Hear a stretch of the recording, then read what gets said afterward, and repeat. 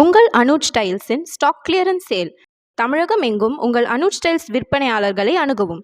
Anuj styles, ரகங்கள் பலவிதம், ஒவ்வொன்றும் உலகத்தரம். இப்போது தென் மாவட்டங்களில் குறிப்பாக தூத்துக்குடி, திருநெல்வேலி, தென்காசி, குமரி ஆகிய 4 மாவட்டங்களில் பெருமழையால் கடுமையான பாதிப்பு உருவாகியிருக்கு.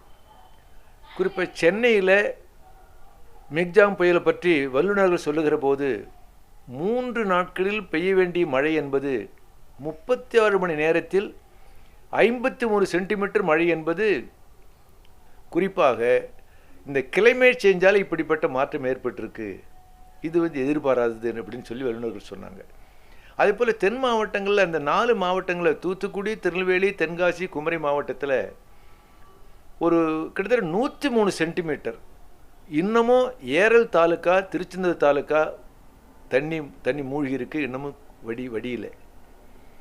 அப்போ இந்த சென்னை மற்றும் புறநகரில் 4 மாவட்டங்களும், தென் மாவட்டங்களில் தென் தமிழகத்தில் 4 மாவட்டங்களும் கடுமையாக பாதிப்பு ஏற்பட்டு, இதனால் உங்களுக்கு தென் மாவட்டங்களில் பயிர்கள் சேதமடைஞ்சிருக்கு, வீடுகள் இடிஞ்சிருக்கு, சாலைகள் சாலைகள் நாசமாயிருக்கு, ஏரிகள் உடைஞ்சிருக்கு.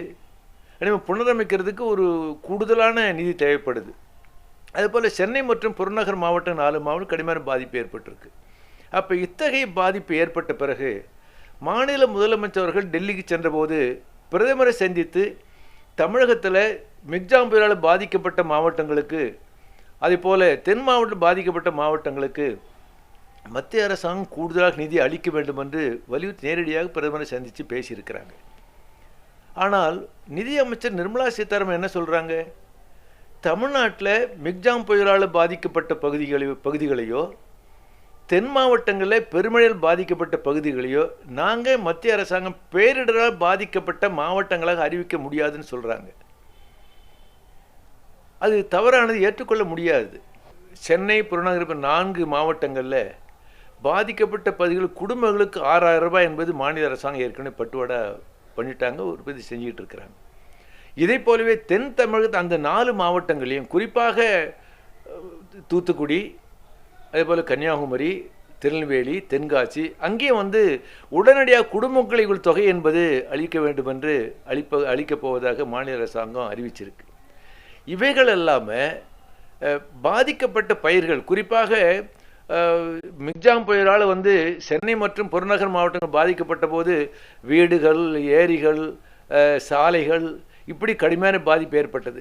ஆனால் தென் மாவட்டங்களில் 4 மாவட்டங்களில் கூடுதலாக பயிர்கள் பாதிக்கப்பட்டு வீடுகள் இடிஞ்சிருக்குன்னு சொன்னால் அந்த வீடுகளை புனரமைப்பது, பயிர்கள் பாதிக்கப்பட்ட விவசாயிகளுக்கு அவங்க நட்டையீடு அளிப்பது, உடைந்த ஏரிகளை புனரமைப்பது, கால்வாய் புனரமைப்பது, சாலைகளை சீரமைப்பது, இப்படி ஒட்டுமொத்தமாக ஏராளமான பணிகளை செய்ய வேண்டியிருக்கிறது.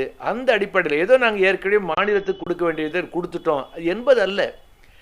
பேரிடர் பாதிக்கப்பட்ட போது அந்த பாதிப்பை சரி செய்வதற்காக, புனரமைப்பதற்கான நிதியை மத்திய அரசாங்கம் ஒதுக்கீடு செய்யணும். இந்த 8 மாவட்டம் பாதிக்கப்பட்ட மக்களுக்கும் பாதிக்கப்பட்ட புனரமைப்பதற்கான செலவு செய்வதற்கு உடனடியாக மத்திய அறிவிக்கணும். நிர்மலா சீதாராமன் நிதியமைச்சர் சொல்வது ஏற்றுக்கொள்ள முடியாது என்பதை மார்க்சிஸ்ட் கம்யூனிஸ்ட் கட்சி வலியுறுத்த கடமைப்பட்டிருக்கிறேன்.